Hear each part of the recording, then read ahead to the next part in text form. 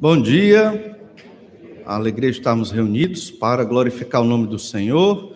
Parabéns aos pais, que Deus esteja abençoando a cada um e fortalecendo para serem pais, porque o difícil é ser pai. Na verdade, ser mãe eu acho que é mais difícil, mas ser pai também é muito difícil. E dar os parabéns para o segundo grande presente que Deus me deu na vida. O primeiro foi a salvação em Cristo, o segundo, minha esposa, né? Eu não podia passar sem desejar publicamente os parabéns para ela. Eu já dei em casa de outra forma, mas, né? Muito bem. Então, que Deus esteja abençoando a vida da Daniela, que é uma bênção na nossa família e para os nossos filhos também. Se não fosse ela, né, o negócio ia ficar muito complicado e complexo, não ia dar, né, para viver em família e adorar o Senhor. Muito bem. Ela é o Espírito Santo e Daniela que dá estabilidade, né, lá em casa e ajuda muitas coisas. Mas, irmãos, estamos estudando o livro de Atos dos Apóstolos, a revelação de Deus a Lucas, para a continuação da igreja, na verdade, para o início da igreja. Nós estudamos o Evangelho de Lucas todo, graças a Deus, e começamos o livro de Atos. Por quê? Porque nós queremos ficar firme nos fundamentos da igreja. Estudar o livro de Atos dos Apóstolos é muito importante, porque nos mostra a tarefa missionária da igreja.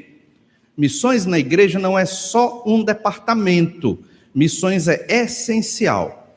Tem algumas coisas que você pode tirar da igreja e a igreja continua sendo igreja. Você pode tirar os ar-condicionados, a igreja continua sendo igreja. Você pode demolir o prédio, a igreja continua sendo igreja, certo? Mas igreja não continua sendo igreja sem a obra missionária. Igreja não continua sendo igreja sem pregar a Bíblia.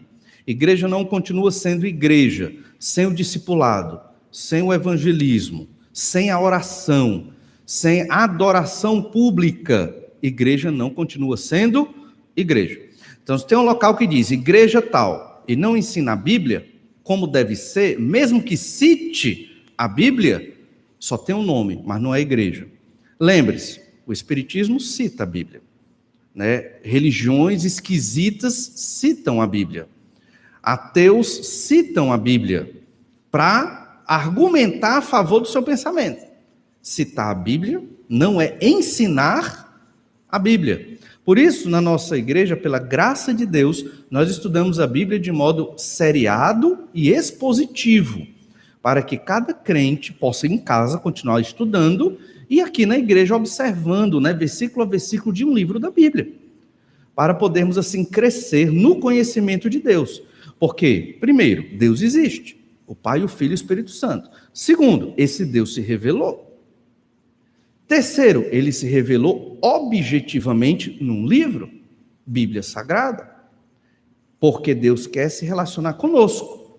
Então, nosso relacionamento com Deus, ele não pode acontecer fora da Bíblia.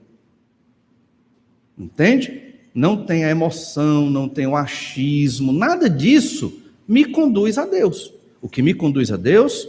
Bíblia Sagrada, Espírito Santo de Deus. E as emoções são resultado da comunhão com o Senhor. A emoção nunca domina a fé. A emoção é o resultado da fé. Somos seres emotivos e graças a Deus por isso. Mas nossa emoção tem que ser pautada pelo que diz a Escritura. Estudando o livro de Atos, nós vamos perceber o que é essencial à igreja. E vamos perceber o que não é essencial e muitas vezes a igreja moderna, igreja chamada evangélica moderna, ela se desvirtuou enormemente. Primeiro foi a Igreja Católica Apostólica Romana, que é a Epístola aos Romanos que nós estamos estudando. A Epístola aos Romanos que nós estamos estudando foi a Igreja de Roma. Olha como é que está hoje. Se perdeu. Aí veio a Reforma Protestante. Aí tem a Igreja Evangélica. E a Igreja Evangélica também se perdeu. Grande parte da Igreja Evangélica no Brasil e nos Estados Unidos prega a Bíblia. Não prega a Bíblia, prega teologia da prosperidade, teologia da libertação, prega a felicidade nessa terra, e não é para ser feliz na terra? É, mas felicidade aqui só com Deus. Quem não vive pela fé no Senhor, não tem como ter felicidade nesta terra. E felicidade plena, só no novo céu e na nova terra com o Senhor. É a mensagem da Escritura. Ah, eu não acredito, duvido. Leia sua Bíblia.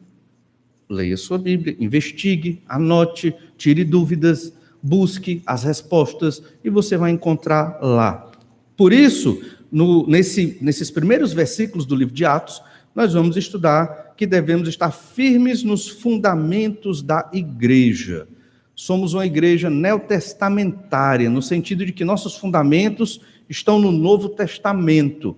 E é nesses fundamentos que nós vamos perseverar até a volta do Senhor Jesus Cristo. E nós queremos observar aqui 3 ensinos. Já começamos a observar o primeiro ensino sobre estarmos firmes nos fundamentos da igreja.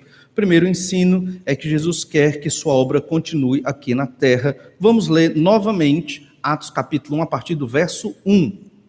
Diz assim, Atos 1:1. Escrevi o primeiro livro, ó Teófilo, relatando todas as coisas que Jesus começou a fazer e a ensinar, até o dia em que, depois de haver dado mandamentos por intermédio do Espírito Santo aos apóstolos que escolhera, foi elevado às alturas. A estes também, depois de ter padecido, se apresentou vivo, com muitas provas incontestáveis, aparecendo-lhes durante 40 dias e falando das coisas concernentes ao reino de Deus. E comendo com eles, determinou-lhes que não se ausentassem de Jerusalém, mas que esperassem a promessa do Pai, a qual disse ele: de mim ouvistes. Porque João, na verdade, batizou com água, mas vós sereis batizados com o Espírito Santo, não muito depois destes dias. Vamos ler até o verso 5 e entender que Jesus quer que sua obra continue aqui na terra. Nós paramos quando estávamos falando sobre os propósitos do livro de Atos dos Apóstolos. Você percebe que aqui Jesus, logo em seguida, sobe aos céus, né, e os anjos, nos versículos anteriores, posteriores, do 6 ao 11, eles vão dizer que Jesus vai voltar, certo? E então, a gente entende que o Senhor Jesus deixa na mão dos seres humanos, dos seus discípulos, dos convertidos, naquele momento, que serão a futura igreja. Jesus deixa a responsabilidade da obra dele na mão destas pessoas. Isso é muito significativo. Por quê? Quando você crê em Jesus, quando eu creio em Jesus, eu não creio em Jesus somente para ser feliz. Aí você pensa, mas está batendo muito esse negócio de felicidade. Por quê? Porque é o mal da modernidade. As pessoas acham que a vida é só felicidade. Isso é uma ilusão e é um engano. Isso é uma utopia. Entende? E isso faz com que as pessoas não tenham, vou usar essa expressão, substância, para enfrentar as dificuldades, as perseguições, as batalhas contra o pecado e no meio da sociedade. Entende? Então nós temos que nos preparar, biblicamente, espiritualmente, para seguir na obra que Jesus deixou para nós. Fui salvo pelo sangue de Jesus derramado na cruz. Por quê? Para a glória de Deus, para o serviço da obra de Deus. Por isso eu fui salvo. Não há outra explicação na Bíblia para isso. E se eu não me encaixo na igreja do Senhor Jesus Cristo para servir a Jesus, algo está errado. Eu tenho que orar e repensar a minha vida, meu estilo de vida e meus compromissos. Então, o objetivo aqui de Lucas é dar um escrito para Teófilo. Lembra que Teófilo encomendou o evangelho e agora Teófilo encomenda a continuação. É uma obra de 2 volumes. E Teófilo provavelmente foi interpelado ali por um mestre gnóstico, isso aqui é provavelmente, sobre a fé dele em Jesus. Teófilo já era convertido a Jesus. E ele foi interpelado por esse pagão, mestre gnóstico, se Jesus realmente era Deus. E então ele quis saber mais. Lembrem, eles não tinham uma Bíblia como nós temos hoje. Você leva a sua Bíblia para todo canto aqui, tem no seu celular, tem no seu tablet, tem na nuvem, está em todo canto, sua Bíblia. Você pode, não tem desculpa para não ler Bíblia hoje. A Bíblia é pesada. Tem o celular, pode ler no celular. Só não pode, na hora do culto, olhar o Facebook e o Instagram e não ler a Bíblia. Aí não pode, certo? Mas você pode ler a Bíblia lá no celular. Então, a lógica é que eles não tinham essa Bíblia como nós temos hoje. Então, Teófilo, e agora? Ele tinha o Antigo Testamento, Mas, e os eventos sobre Jesus? Tudo ainda era muito pregação, era oral. Ele queria um texto. Deus inspirou, pelo Espírito Santo de Deus, Lucas, além de ser um médico da época, era um historiador, era um homem que tinha um bom conhecimento acadêmico para escrever. São textos muito bem escritos aqui, muito bem elaborados. Ele escreveu o Evangelho dizendo o que é que aconteceu com Jesus. Ele se baseou no Evangelho de Marcos como fonte primária e depois fez outras entrevistas e pesquisa.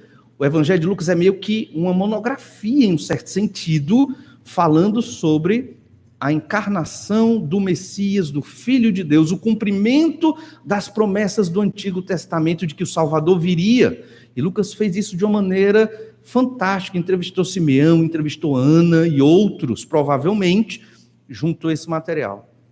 Veja, tudo isso muito feito com razão, com cuidado, com pesquisa, mas o Espírito Santo também agiu. Então, é uma coisa que a gente tem que entender ao estudar a Bíblia.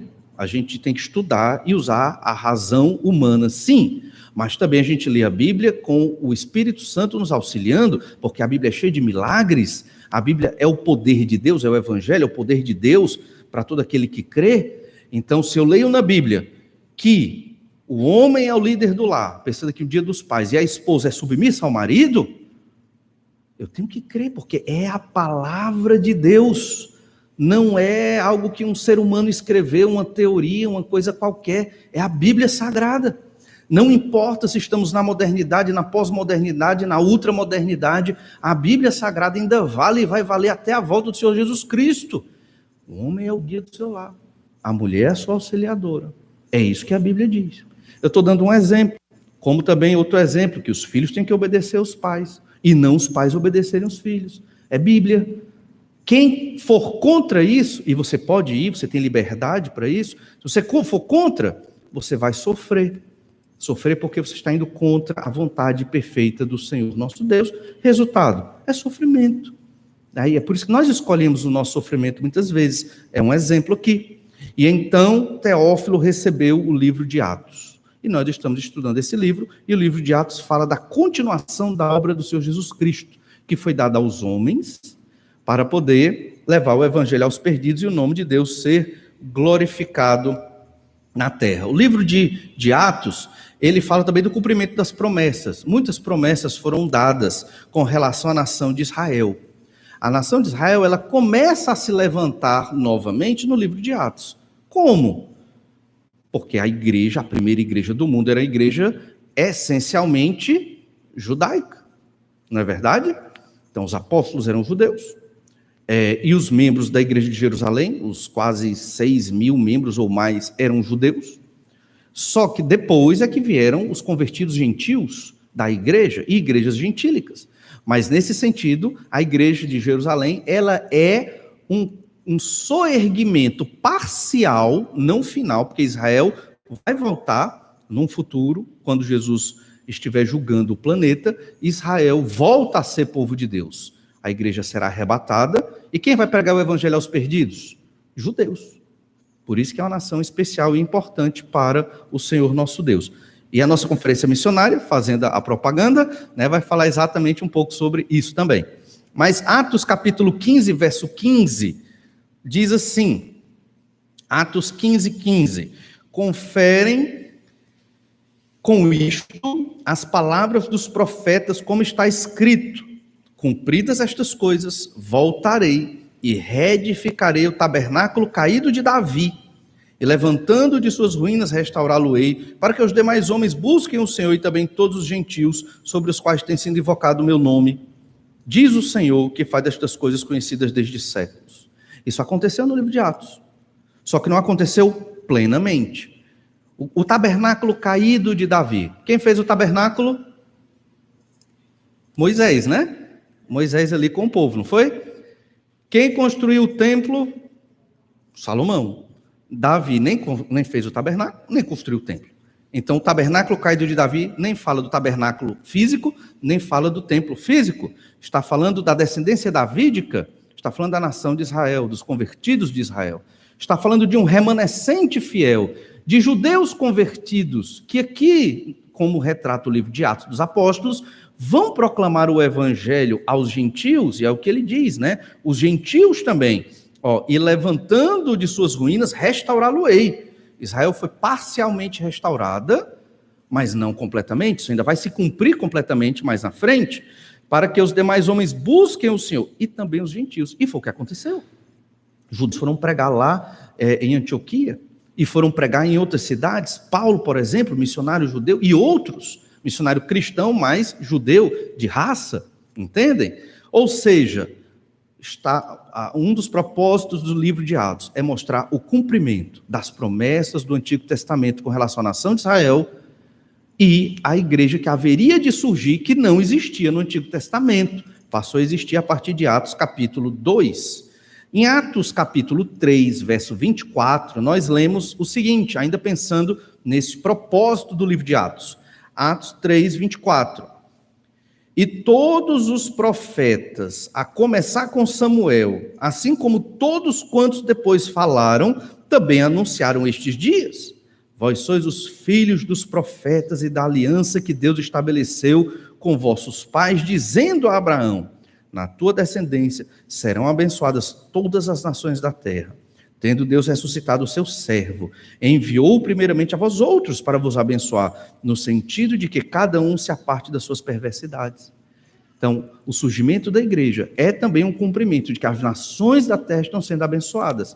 Começou por Israel, novamente, não é verdade? Porque no Antigo Testamento, Israel, o povo de Israel, era o missionário de Deus.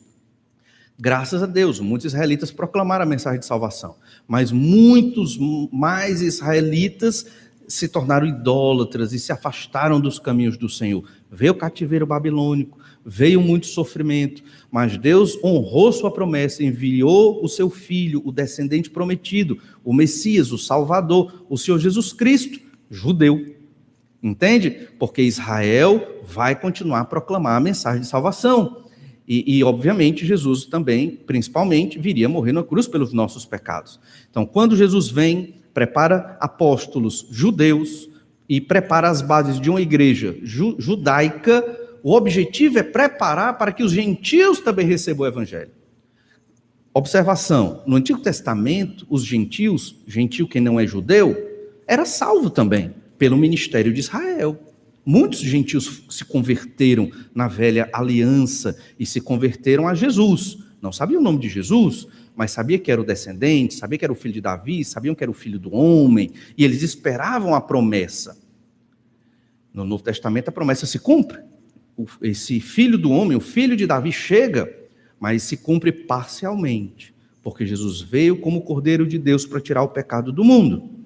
Na sua segunda vinda, o Senhor Jesus virá como leão da tribo de Judá, para julgar todos aqueles que não quiseram crer no nome dele e dar glórias a Deus. Isso vai acontecer.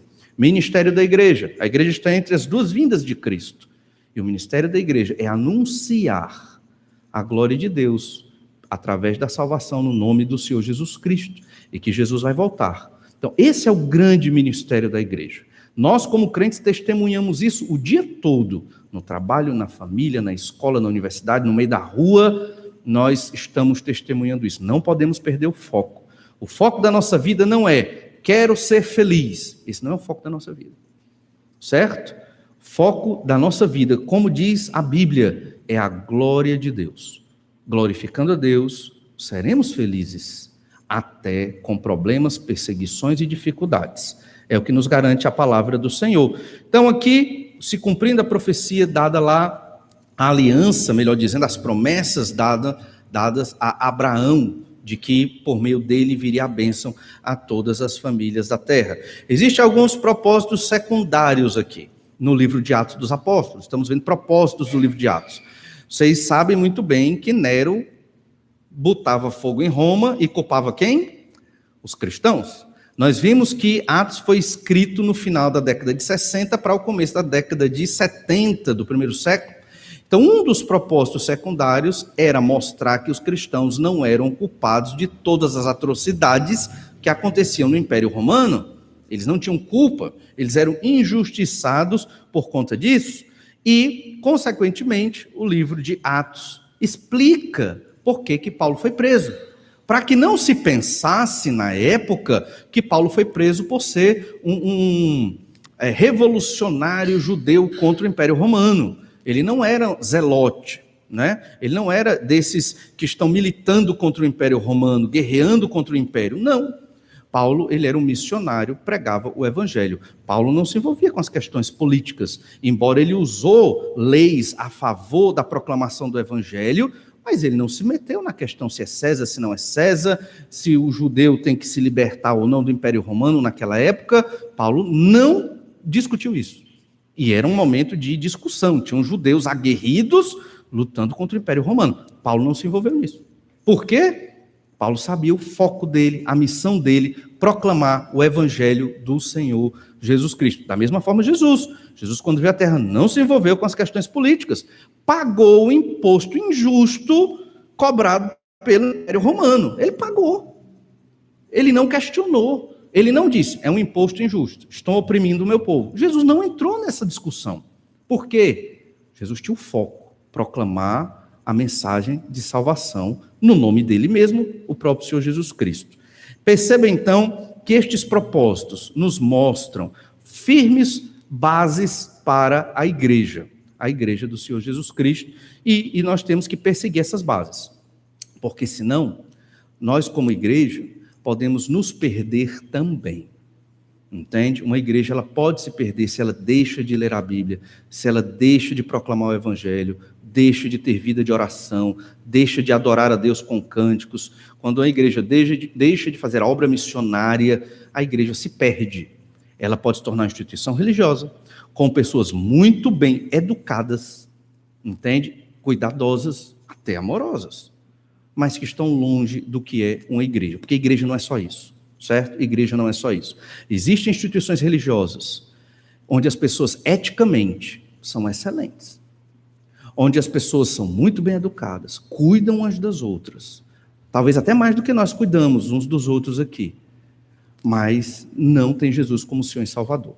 A ética não é igual à santificação que a gente está falando na Epístola de Paulo aos Romanos, certo? Não é. Nós temos que ter um bom testemunho, que é esse comportamento ético. Mas esse bom testemunho é para a glória de Deus. Não é para agradar as pessoas, não é para ser bem visto, nada disso. É para a glória do Senhor. Então, igreja é um corpo sobrenatural. São pessoas convertidas pelo poder de Deus, através da Bíblia Sagrada. É o sangue de Jesus que é derramado sobre nós, para a salvação de nós que outrora estávamos perdidos. E quem é que junta todo mundo aqui? É Jesus. O motivo de estarmos aqui é Jesus. Não sou eu, não é ninguém, certo? É o Senhor Jesus Cristo. Vimos adorar o Senhor Jesus Cristo, adorar o Pai, o Espírito Santo, a Trindade divina, com cânticos, oração, leitura da palavra. Por quê? Porque é o que a Bíblia nos ensina, assim tem que ser o nosso culto. E isso, irmãos, deve estar muito firme na nossa mente, para que não esqueçamos o que é uma igreja, porque o tempo vai passando. As coisas erradas vão chegando. E podemos acabar desviando o foco da nossa missão. Voltando para Atos dos Apóstolos, capítulo 1, verso 3. Atos 1, verso 3. A estes também, depois de ter padecido, falando de Jesus, morrer na cruz, se apresentou vivo com muitas provas incontestáveis, aparecendo-lhes durante 40 dias e falando das coisas concernentes ao reino de Deus. Jesus ressuscitou. E esse é um momento de transição entre os evangelhos, entre a obra de Jesus na terra e agora a obra de Jesus no céu. O Senhor está sentado à destra do Pai, está conosco certamente, intercede por nós certamente. Mas quem faz a obra hoje aqui? Nós. Somos nós que fazemos a obra de Jesus, todos nós, crentes em Jesus. Lucas 24, 45 fala disso. Então lhes abriu o entendimento para compreenderem as Escrituras. Lucas 24, 45, isso foi quando Jesus apareceu lá aos apóstolos. E o 46, e lhes disse, assim está escrito, que o Cristo havia de padecer e ressuscitar dentre os mortos no terceiro dia. A ressurreição é muito importante para a igreja. Se Jesus não houvesse ressuscitado, Jesus seria como Gandhi, Jesus seria como Maomé, Jesus seria como qualquer líder religioso do mundo. Morreu, está morto. Só que Jesus ressuscitou, o Senhor Jesus ressuscitou. Por quê? Porque ele não é um homem comum. Jesus é Deus, como o Pai é Deus, esteve na criação com o Pai e com o Espírito Santo, criando todas as coisas. Assim como o Pai é soberano, Jesus é soberano, o Espírito Santo também. Então nós temos que compreender que Jesus é homem, sim, é um homem agora glorificado, mas é Deus também, principalmente Deus. Ou seja, o fato de Jesus ressuscitar é fundamental para a igreja. A igreja foi firmada na ressurreição do Senhor Jesus Cristo. Sabe para quê? Primeiro, obviamente, para a nossa salvação, mas também para nos dizer que a vida não termina aqui. Não precisa temer a morte. A vida não termina aqui. A vida, ela continua na ressurreição e seremos ressurretos como Jesus ressuscitou. Essa é a garantia que temos. Temos visto isso na epístola de Paulo aos Romanos. Nós somos herdeiros de Deus e co-herdeiros com Cristo. E o que é a nossa herança? Ressurreição, o reino de Deus. Estaremos reinando com o Senhor. E é por isso que nós devemos estar prontos para servir ao Senhor Jesus Cristo nessa terra, custe o que custar. Porque o céu é a nossa pátria, é a nossa morada. Jesus disse no Evangelho de João, capítulo 14, verso 1, foi preparar lugar para nós. Como? Morrendo na cruz.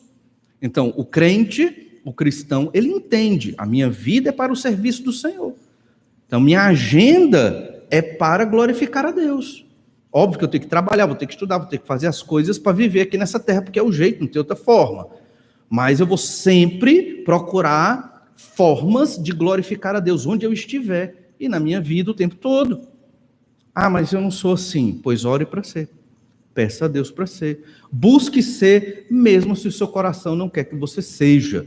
Mas o importante é que você busque ao Senhor e viva dessa forma.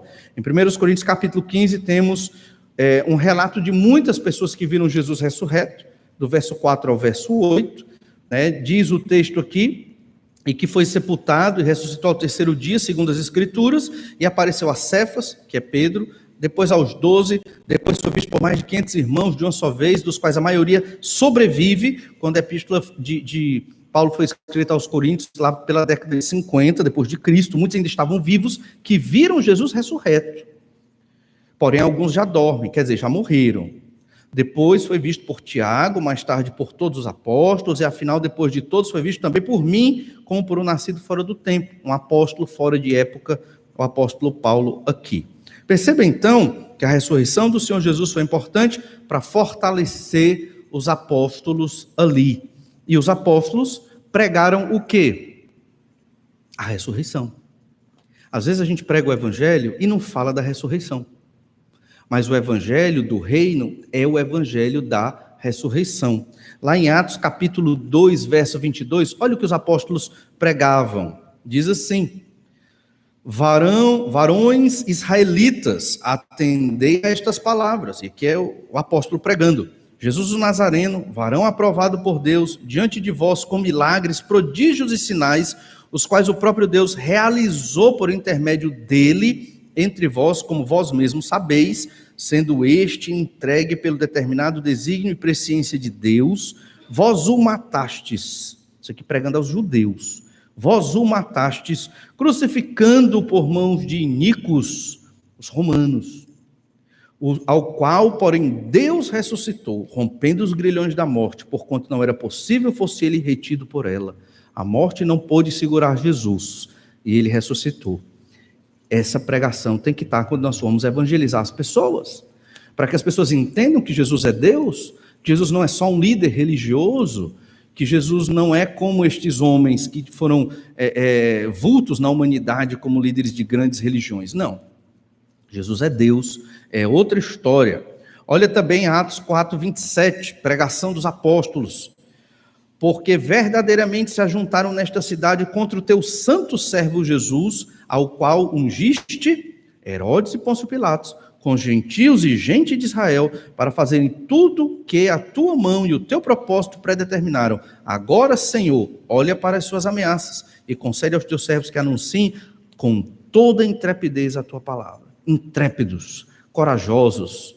Quantos dias depois da morte e ressurreição de Jesus? aproximadamente 2 meses. 2 meses, aproximadamente. 40 dias Jesus ressurreto, andando por Jerusalém, pelos arredores da Judéia. 10 dias depois Jesus sobe ao céu, deu 50 dias. Provavelmente aqui mais uns 10 dias, eles já estavam pregando isso aqui. As pessoas que crucificaram Jesus, que blasfemaram contra Jesus, Jesus pregado na cruz, Jesus carregando o patíbulo da cruz, e eles falando palavras horríveis, cuspindo e duvidando da divindade do Senhor. Imagine o Criador do universo passar por isso. Toda vez que eu imagino, eu digo, meu Deus, que povo doido, né? Malucos, não tinham medo da morte, não tinham medo do juízo de Deus. E Jesus, o sustentador da vida, e eles não fizeram caso disso. Foi crucificado, e eles passavam lá esculhambando o Senhor Jesus Cristo. Estes mesmos judeus, as autoridades, os sacerdotes, estavam ouvindo essa pregação. Apóstolos que, quando foram presos no Getsêmani, quer dizer, Jesus que foi preso, né? Eles fugiram. Apóstolos que não tiveram coragem de acompanhar Jesus, viram a crucificação de longe, ficaram escondidos numa casa em Jerusalém, com medo do que iria acontecer com eles, depois da ressurreição. Eles, parece que caiu a ficha, e eles entenderam, agora nós sabemos qual é a missão. Pregaram com intrepidez, estavam prontos para morrer por Jesus. E aqui eu vejo na vida dos apóstolos graus de maturidade na vida cristã. Não duvido da salvação dos apóstolos antes da ressurreição de Jesus, mas eu acredito que eles eram infantis, crianças na fé antes de Jesus ressuscitar. Crente que não enfrenta pregando o evangelho nesse mundo perdido, ainda está nessa fase da vida, ainda está engatinhando, aprendendo, mas todo crente passa por essa transformação, né? É o amadurecimento. Ele deixa de ser um infantil, um bebê na fé, e se torna maduro. É quando ele vai pregar, é quando ele vai evangelizar, é quando ele faz discipulado. É o crente que não quer saber das confusões, de um falando do outro, de um comprando uma coisa, outro comprando outra, de um fazendo isso, outro fazendo aquilo. O crente que amadurece dessa forma, ele não se envolve com essas coisas, entende? Ele não tem essas preocupações da vida terrena. A preocupação dele qual é? É proclamar o nome do Salvador, entende? É a meta, é o alvo, é o foco. Essa é a grande estratégia de Satanás, hoje. É uma guerra silenciosa contra nós, crentes em Jesus. É fazer com que nós nos acomodemos nessa vida eclesiástica, domingo após domingo. É fazer com que nós nos conformemos. É fazer com que fiquemos apáticos. Eu sou um bom crente, eu vou domingo para a igreja. Eu até leio minha Bíblia na semana. Eu sou um bom crente. Não tem bom crente. Todos somos pecadores. O máximo que fizermos é ínfimo diante do que deveríamos fazer. Sempre estamos devendo. Início da epístola de Paulo aos Romanos. Paulo, o apóstolo, que viajava para todo canto pregando o evangelho, ele se via, eu sou devedor do evangelho às pessoas. Estou em débito. Entende? Todos nós, irmãos, estamos em débito no amor e na proclamação do evangelho. E nós vamos amadurecer quando começarmos a proclamar mais o nome do Senhor Jesus com intrepidez, porque certamente seremos perseguidos, muitos vão nos rejeitar. Olha então, capítulo 1, verso 4. E comendo com eles, determinou-lhes que não se ausentassem de Jerusalém, mas que esperassem a promessa do Pai, a qual disse, ele de mim ouvistes. Então tem uma promessa. Que promessa? A promessa do Pai, e essa promessa está no verso 5. Porque João, na verdade, batizou com água, mas vós sereis batizados com o Espírito Santo não muito depois desses dias. A promessa era o batismo do Espírito Santo, e o batismo do Espírito Santo acontece quando nós cremos no Senhor Jesus Cristo. O Espírito Santo nos introduz na igreja verdadeira. Eu falei aqui de muitas igrejas falsas, mas existem muitas igrejas bíblicas também. Obviamente as falsas são, eu acredito, em maior número, mas não é só a Igreja Batista Manancial que é a igreja bíblica, tem muitas, certo? E tem a igreja verdadeira. E qual é a igreja verdadeira? A igreja verdadeira é o conjunto de todos os convertidos no Senhor Jesus Cristo, certo? Então, aqui dentro da Manancial existe a igreja verdadeira. Aí não é todo mundo, não. Bem, eu dou conta de mim. Eu sei pelos meus pecados. E eu sei que você dá conta de você. Não é verdade? Então, pronto. Se nós cremos no Senhor Jesus, somos a igreja verdadeira. Mas se alguém não creu, então, mesmo se dizendo crente, mesmo frequentando igreja evangélica, podendo até ter um nome no hall de membros, mas se não creu verdadeiramente, esse não faz parte da igreja verdadeira, que é a igreja dos santos, certo? Então, mas obviamente são todos aqueles que creram no Senhor Jesus Cristo, têm o Espírito Santo, e é esse Espírito que nos impulsiona, irmãos, a ter coragem para pregar o Evangelho. Por quê? Como hoje estávamos estudando na nossa sala de escola dominical, o Evangelho é esquisito para as pessoas. As verdades de Deus são esquisitas para as pessoas que não têm Jesus como Senhor e Salvador. Elas não aceitam, entendem, mas não aceitam. E às vezes quando nós ou não quer entender ou não quer aceitar, então é complexo. E aí você bota uma coisa na sua cabeça para lhe ajudar. Me ajudou muito na minha vida cristã, me ajuda até hoje. Eu não estou vendendo um produto. Eu não estou aqui para aumentar o número de membros da igreja. Eu estou aqui para falar do Evangelho da salvação. Essa é a minha missão. Eu não converto ninguém. É o Espírito Santo que converte. Minha função é ser testemunha do que Jesus fez na minha vida e do que Jesus faz, como diz na Bíblia. Eu vou fazer meu trabalho. Vou pregar o Evangelho e eu falo do Evangelho. E aí Deus age como Ele quiser. E é assim que nós devemos viver. Essa promessa, ela foi apresentada no Antigo Testamento, lá em Joel, capítulo 2, verso 28, e em outros profetas também. Joel 2, 28, o texto do profeta, diz assim: E acontecerá depois que derramarei o meu espírito sobre toda a carne. Vossos filhos e vossas filhas profetizarão, vossos velhos sonharão, e vossos jovens terão visões. Até sobre os servos e sobre as servas derramarei o meu espírito naqueles dias. Mostrarei prodígios no céu e na terra, sangue, fogo, colunas de fumaça. O sol se converterá em trevas e a lua em sangue, antes que venha o grande e terrível dia do Senhor. E aqui a profecia nos apresenta dois momentos. Por quê? Porque quando chega no livro de Atos, Pedro, ele cita esse texto de Joel, capítulo 2, após a descida do Espírito Santo. O que é que Pedro está dizendo? A profecia se cumpriu. Só que não se cumpriu tudo. Por quê? Primeiro, porque o Espírito Santo, ele não desceu sobre toda a carne, só sobre alguns, não é verdade? Segundo, não apareceu o sangue, o fogo e colunas de fumaça. Esses são sinais do juízo de Deus lá no Apocalipse contra a humanidade nos 7 anos de tribulação. Isso não aconteceu hoje. Recentemente na história, nem antiga nem moderna, isso não tem acontecido. Logo, isso não se cumpriu ainda. Então, parte da descida do Espírito Santo se cumpriu. Mas o propósito de Deus na nova aliança, que já começou com a igreja, é que toda a humanidade seja habitada pelo Espírito Santo de Deus. Quando isso acontecer, não terá mais pecado. Né? Deus mesmo conosco. O Pai, o Filho e o Espírito Santo. É o novo céu e a nova terra, como diz lá em Apocalipse 21 e 22. É o momento em que vamos viver eternamente com Deus, com corpos ressurretos, vivendo em plena paz. Aí sim, plena felicidade e realização. A nova aliança, lá em Ezequiel 36, 26, fala disso. Dar-vos-ei coração novo e porei dentro de vós espírito novo. Tirarei de vós o coração de pedra e vos darei coração de carne. Porei dentro de vós o meu espírito e farei que andeis nos meus estatutos, guardeis os meus juízos e os observeis. Isso aqui é Ezequiel, o profeta Ezequiel falando da nova aliança, que Jeremias também falou. Então, hoje, isso acontece. Deus põe no nosso coração o Espírito dele. E é por isso, irmãos, que um crente consegue obedecer à vontade de Deus. Não obedecemos porque não queremos.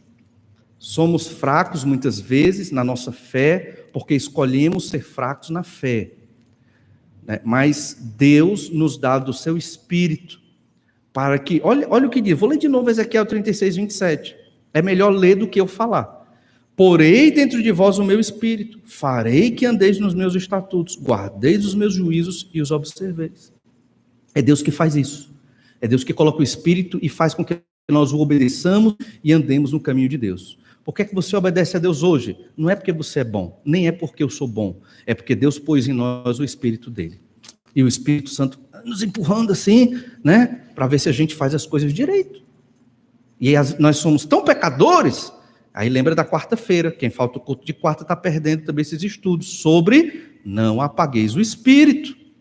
A gente apaga o Espírito, entristece o Espírito está me empurrando para eu obedecer, fazer a vontade de Deus, e eu não quero. Aí é difícil, né? Porque Deus não vai violentar a nossa liberdade, não vai.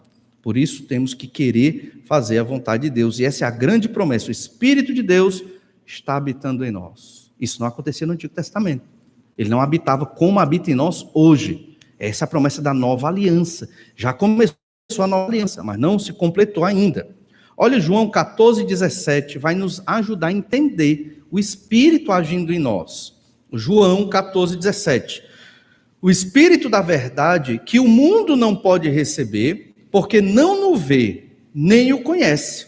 O mundo não conhece o Espírito Santo, não vê o Espírito Santo, não tem o Espírito Santo. Vós o conheceis. Jesus falando para os apóstolos, no sermão do cenáculo, no momento da ceia do Senhor, a ceia já tinha acontecido, Jesus estava ensinando isso para os apóstolos. E o que é que Jesus diz aqui? Vós o conheceis, vocês conhecem o Espírito Santo. Ou seja, já se converteram, já são crentes em Jesus. Vós o conheceis, porque ele habita convosco. O Espírito Santo habitava com os apóstolos. Lembra que isso é velha aliança, a igreja não começou ainda, né? Porque ele habita convosco e estará em vós. É essa promessa que vai se cumprir em Atos capítulo 2. O Espírito Santo estará em vós. Quando é que os apóstolos se tornam destemidos? Como acabamos de ler em Atos capítulo 5, 4, 3. É quando eles são os destemidos, eles que o legalismo, e eles se tornam pregadores do nome do Senhor Jesus Cristo. Esse é o fundamento da igreja. Jesus quer que nós continuemos a sua obra. Irmãos, tem igreja que nem sequer fala do nome de Jesus ou da salvação em Cristo. É só prosperidade terrena. Isso não é evangelho. E falar de pecado em igreja se tornou também um negócio proibido. Por quê? Porque deprime. Mas a Bíblia fala de pecado e temos que falar de pecado no texto que fala de pecado, porque é o pecado que nos impede de glorificar o nome do Senhor nosso Deus. Jesus quer que sua obra continue aqui na terra. Fomos salvos para isso. E todo crente tem que proclamar o nome do Senhor Jesus Cristo para a salvação de todo aquele que vier a crer. Vamos orar, pedir que o Senhor nos fortaleça para sermos assim. Senhor, te louvamos, gratos. No nome do Senhor Jesus Cristo, te agradecemos, Pai amado, pela vida maravilhosa que o Senhor nos dá. Capacita-nos a viver segundo o teu querer, segundo a tua vontade. Nos abençoa, Senhor, para sairmos, muitas vezes, do comodismo, da nossa vida tranquila, que o Senhor tem nos dado uma vida tão, tão maravilhosa. Capacita-nos a sermos destemidos pregadores do Evangelho, que amemos a obra do Senhor Jesus Cristo, que é esta obra missionária da tua igreja. Desperta-nos, é o que eu te peço em nome de Jesus. Amém. Mais uma vez, parabéns aos pais, que Deus abençoe cada um aqui, que você esteja também comprometido e revestido do poder de Deus para cumprir sua missão de pai. Deus te abençoe, te fortaleça, um bom almoço a todos e até a noite.